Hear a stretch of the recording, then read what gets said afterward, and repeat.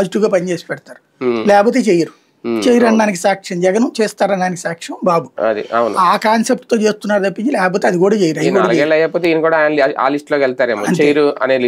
అంతే.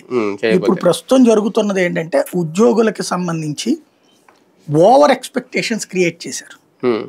అదేంటి అంటే జగన్ ని బూచిగా చూపెట్టే క్రమంలో అతి ఇచ్చారు హామీ. అప్పుడు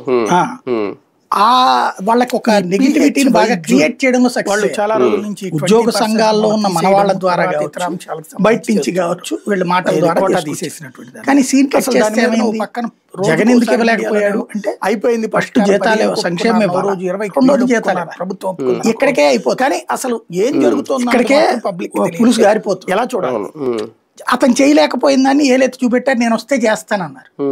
ఈయన సంపద సృష్టి ద్వారా చేస్తాడని ఇంతకుముందు ఎప్పుడన్నా ఉంది? నిన్న అతను లెక్క చెప్పుకొచ్చాడు వెంకటరెడ్డి.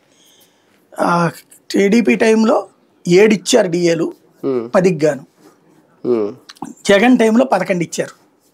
ఈ ట్రిప్ అసలు ఏమి ఇవ్వలేదు ఈ రోజు వరకు. డిఏ 16 నెలలు 18 నెలలు అయింది.